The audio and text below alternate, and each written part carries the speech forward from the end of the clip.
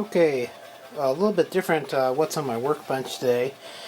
This is more like what was on my workbench. I finished a AV out for Sega Game Gear. So I have one that's working all the way, and then I have one that's still trying to figure out why it's not powering on correctly. But you can see you have the Game Gear outputting to a regular television.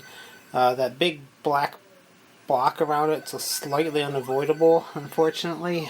The way this AV mod works, it only outputs more or less whatever the Game Gear outputs in terms of resolution, so it's still, of course, totally playable, but a smaller section of the screen.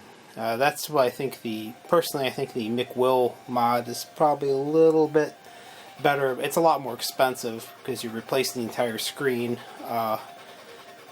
and you have to use a VGA output. Even then, that doesn't fill the entire screen. It fills up most of the screen, but with VGA you can actually change the resolution of your monitor. TV you really can't. So still, it looks good. My latest mod, I'm going with this little tip ring sleeve connector. So it's a little 3.5 millimeter. Little 3.5 millimeter. Focus it down.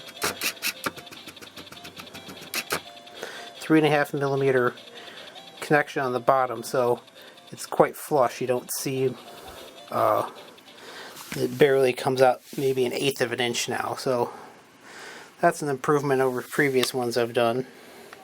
So this as soon as I figure out the other Game Gear, which is being problematic, I'll do the same mod to that and send it on back.